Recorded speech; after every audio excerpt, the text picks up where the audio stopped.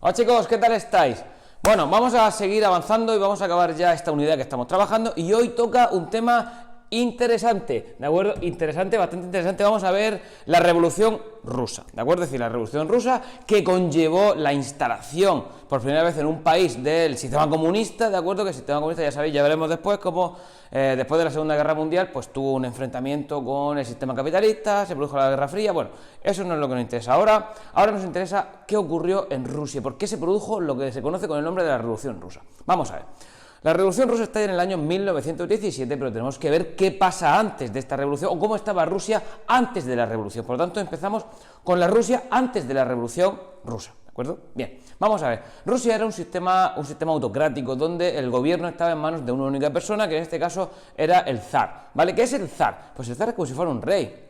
Lo único que ocurre es que ellos utilizan el término zar. ¿Vale? Pues el zar es el rey, es el monarca, es el máximo mandatario, y aquí tiene un poder de forma autocrática, es decir, de una forma casi absoluta, ¿vale?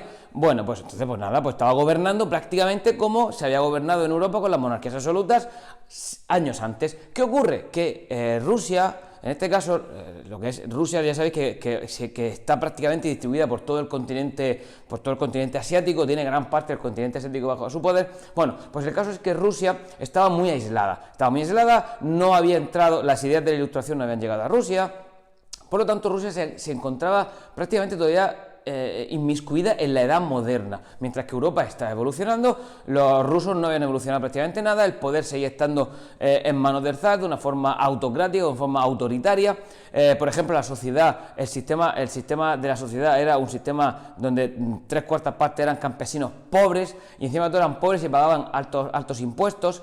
Por ejemplo, lo que era la economía era una economía semifeudal todavía, es decir, todavía vivían prácticamente como se vivía aquí en la época feudal, donde estaba controlada por una minoría que eran los nobles, y el resto trabajaba para ellos. Es decir, allí, por ejemplo, la servidumbre no se abolió hasta el año 1861. Por lo tanto, estamos hablando de un país sumamente atrasado, ¿vale? Bien, entonces, ¿qué ocurre? Que va a haber una serie de cambios que van a iniciarse, sobre todo a principios del siglo XX, donde el zar, que en este caso es Nicolás II, va a empezar poco a poco a perder poder. ¿Qué cambios va, o por qué va a empezar a perder poco a poco poder? Mira, en primer lugar, en el año 1904 se produce una guerra contra los japoneses, una guerra por el control de la zona de Manchuria, ¿vale? La Manchuria, os voy a poner aquí, que es una zona que está muy cerca de China, y luchan contra Japón por esa zona. Evidentemente, los rusos se pensaban que iban a acabar rápidamente con los japoneses. Mira los japoneses, eso vamos a acabar enseguida con ellos. Pues no, pues los japoneses les dieron caña.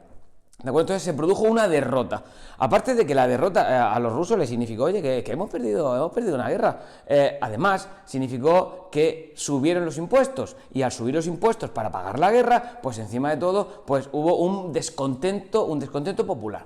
Ese descontento popular acabó en lo que se ha conocido con el nombre de la Revolución de 1905. ¿Qué fue la Revolución de 1905? La Revolución de 1905 fue un anticipo de lo que podía ocurrir tiempo después. Mirad, os explico. El día 9 de enero del año 1905, pues gente va a protestarle al zar en el Palacio de Invierno. Palacio situado en la capital en este momento del Imperio Ruso, que era San Petersburgo, ¿vale? Ahí es donde los zares tenían su residencia y donde, bueno, era el lugar desde donde se gobernaba. ¿Qué ocurrió? Pues que era una manifestación pacífica, ¿de acuerdo? Donde pues le pedían al zar, eso fue la gente, la población de San Petersburgo, obreros, donde, sobre todo fueron obreros, donde le pedían al zar pues una serie de mejoras, que bajara los impuestos, le pedían una mejor redistribución de los alimentos, pedían una serie de cambios mínimos.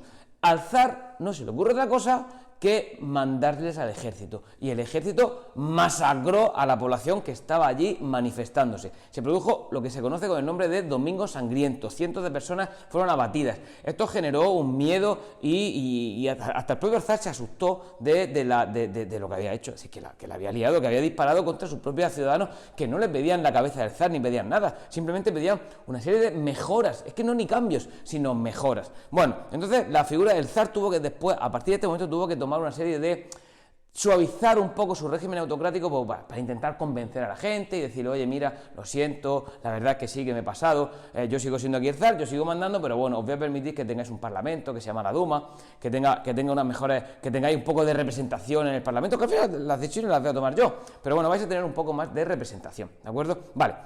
Entonces ya tenemos esta guerra entre los rusos y los japoneses que provocó la revolución del año 1905, ¿de acuerdo? Luego tenemos que, por ejemplo, se produce la creación de los partidos políticos. A finales del siglo XIX y principios del siglo XX comienzan a llegar comienzan a crearse partidos políticos en Rusia, partidos políticos que están en contra de este sistema zarista. Por lo tanto, pues es una cosa que al final, a la larga, va a hacer que el zar no tenga una situación que vaya perdiendo poco a poco poder. A lo que le unimos el estallido de la Primera Guerra Mundial. Como he explicado en temas anteriores de historia, pues Rusia entró en la Primera Guerra Mundial. Rusia no era un imperio excesivamente poderoso en cuanto al ámbito militar. La situación que tenía, o la ventaja que tenía Rusia es que tenía mucha población. De hecho, se calcula que combatieron aproximadamente entre 15 y 16 millones de soldados rusos. ¿Qué ocurre? Que caían como chinches. Es decir, que los soldados rusos, pues no tenían el mismo empaque ni la misma fuerza que un soldado alemán, y no tenían las mismas armas, no tenían la misma disciplina militar, los soldados rusos no estaban tan preparados como los soldados de otros ejércitos, en este caso el ejército rival, y la verdad es que fue un desastre para ellos la Primera Guerra Mundial. De hecho, la Revolución Rusa, o parte del problema de la Revolución Rusa, proviene de la propia Guerra Mundial, porque se querían salir de allí, es decir, porque los rusos no querían seguir combatiendo en la Primera Guerra Mundial, ¿de acuerdo? Así es como tenemos Rusia. Tenemos, antes de la Primera Guerra Mundial, antes de la Revolución Rusa, tenemos una Rusia donde el poder lo tiene el zar, en este caso Nicolás II, procedente de la familia Romanov, que llevan desde el año 1525 gobernando, y ahora tenemos que este zar poco a poco ha ido perdiendo poder, creciendo los partidos políticos, la gente ya está con la mosca detrás de la oreja, es decir, si encima tuyo yo protesto, tú me matas, como pasó en el Domingo Sangriento, pues poco a poco te voy perdiendo el miedo, esos partidos políticos que van creciendo, y el estallido de la Primera Guerra Mundial. Por lo tanto, tenemos ya el caldo de cultivo perfecto. ¿Para qué? Pues para que llegue un tío, como voy a explicar ahora, como Lenin, que te va a provocar una revolución. La Revolución Rusa la podemos dividir en dos etapas, ¿vale? Todo ocurrió en el año 1917, pero tenemos que diferenciar entre la revolución de febrero del 17 y la revolución de octubre del 17. Vamos a empezar por la de febrero del 17. Mirad, la situación de Rusia, como acabo de comentar, estaba siendo caótica, y los primeros que están sufriendo pues todo el malestar de la guerra, de la Primera Guerra Mundial, pues aparte de los soldados, es la población civil que cada vez está pasando más hambre,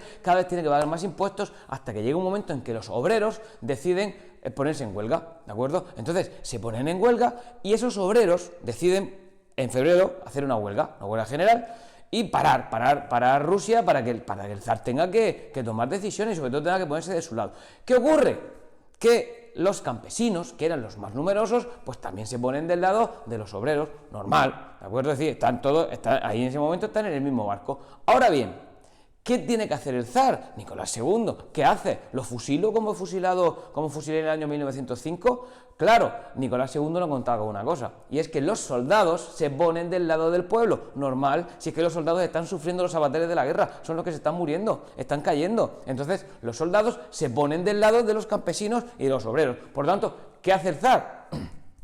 Puerta. Me voy porque al final aquí me ejecutan. Que la verdad es que luego lo ejecutaron, ¿de acuerdo? Bien, pero eso ya llegará un poquito después. Entonces, ¿qué ocurre? Que el zar dimite, el zar abdica. Por lo tanto, se crea un gobierno provisional que está liderado por Kerensky, y Kerensky lo que quiere hacer Kerensky es proclamar una república en Rusia, una república que dé pasos hacia una democratización del país, ¿vale?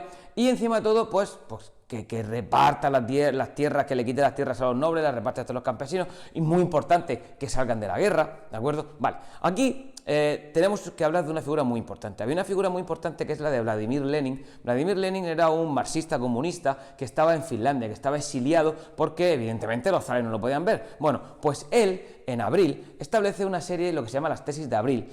Establece hace un escrito en un periódico donde habla de cómo tendría que ser la futura organización de Rusia. Y él no te dice una república democrática, él te habla ya de una república socialista, de la instauración en Rusia de un comunismo. Vamos a ver, mira, había un partido, ¿de acuerdo?, que estaba liderado, que eran los bolcheviques, que los bolcheviques estaban, Lenin era un miembro de este partido bolchevique, que los bolcheviques estaban organizados en soviets, que los soviets eran unos comités de obreros de autodefensa que se ayudaban entre ellos. Bueno, pues estos soviets, ya a lo largo de los primeros años del siglo XX, pues ya estaban empezando a gestar una futura sociedad comunista, o ellos ya estaban pensando en establecer una república socialista donde los obreros tuvieran el poder y controlar los medios de producción y luego también controlar el poder. Es decir, lo que hemos visto y lo que hemos analizado del marxismo, ¿de acuerdo? Del marxismo.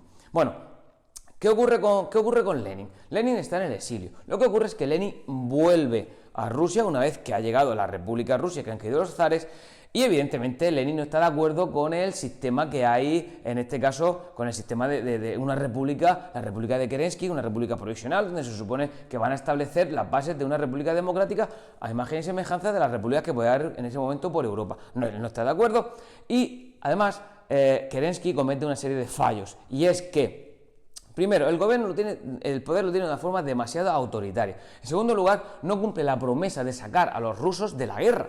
¿De acuerdo? De la Primera Guerra Mundial, no firma los tratados de paz de la Primera Guerra Mundial. Y, además de eso, no toma ninguna medida económica que favorezca ni al obrero ni al campesino. Por lo tanto, estamos hablando de lo mismo, no estamos hablando de un sistema zarista porque no había un zar, pero vamos, más o menos es parecido. ¿Qué ocurre? Que Lenin, apoyado por esos soviets y por su colega Trotsky, que luego ya en vídeos posteriores os explicaré cómo al final Trotsky será ventilado por Stalin, que eso ya llegará en momentos más adelante. Bueno, Trotsky sobre todo es el que ayuda a Lenin junto con estos soviets para hacer lo que es la segunda fase de la revolución rusa, que es la revolución de octubre, que es la conocida como la revolución bolchevique, ¿vale? ¿Qué ocurre? Que de nuevo, ahora una serie de obreros encabezados por estos soviets, ya de forma preparada militarmente, se dirigen de nuevo hacia el Palacio de Invierno, lugar donde Kerensky donde estaba el gobierno provisional de los rusos. ¿Qué ocurre? Que pues toman el poder, asaltan el Palacio de Invierno, no se resisten, el gobierno provisional no se resiste, y entonces desde ese momento Lenin coge el poder de Rusia. Una vez que Lenin tiene el poder, empieza a tomar las primeras medidas y recordad, quiere implantar una república comunista, ¿de acuerdo? ¿Cuáles son las primeras medidas que toma? Firma la paz de Brest-Litovsk, es decir, a los rusos se los trae de la guerra, venga, vamos, nosotros nos retiramos, hemos perdido, reconocemos nuestra derrota, pero es que ahora mismo a nosotros lo que nos interesa es centrarnos en nuestro territorio, en Rusia, y crear lo que voy a explicar ahora, que es la creación de la Unión Soviética, ¿vale? En segundo lugar, expropia tierras y la verdad es que las reparte entre los campesinos, ¿vale? No todas las que ellos pensaban, pero sí que, bueno, por lo menos inicia ese movimiento que, bueno, que no le va a venir mal, estoy mirando la hora de cuánto tiempo te llevo, que no les va a venir mal para establecer su república comunista. Y después a este soviet de Petrogrado, que era como se llamaba el partido, bueno, pues le cambia el nombre y lo denomina el Partido Comunista, ¿de acuerdo? Entonces ya tenemos el Partido Comunista, que es el partido liderado por Lenin, que va a establecerse dentro del poder de Rusia, todavía es Rusia, ¿vale? Ahora bien diréis, bueno, qué fácil, qué sencillo. No, es que ahora va a estallar una guerra civil en Rusia. ¿Por qué? Porque los blancos, así es como llaman a los seguidores de los zares, ¿de acuerdo? Los blancos no están de acuerdo con este sistema comunista, ¿de acuerdo? Entonces, a ver, el zar sí que es verdad que ha abdicado, ¿vale? Bueno, no pasa nada, yo abdico, pero realmente tiene muchísimos seguidores. Parte del ejército tampoco va a estar de acuerdo con este nuevo mandatario. Mucha gente no va a estar de acuerdo con este movimiento. Por lo tanto, ¿qué ocurre? ¿O qué va a pasar? Que va a estallar una guerra civil. Es decir, lo que le faltaba a Rusia era que estallara una guerra civil dentro de Rusia. Guerra civil que va a durar 3 años y que definitivamente va a acabar con la victoria del bando rojo. Se pelean los blancos, que son los zaristas, contra los rojos, que son los comunistas liderados por Lenin. De nuevo Trotsky, que está a la cabeza del movimiento, y va a conseguir vencer los comunistas, consiguen vencer y establecerse o asentarse definitivamente en el poder.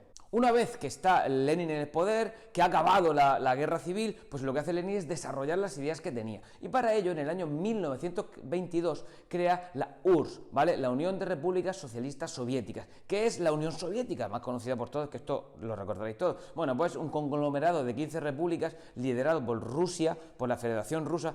Lo que hizo Rusia fue expandir su territorio por los estados vecinos e invadir otros 14 territorios, ¿de acuerdo?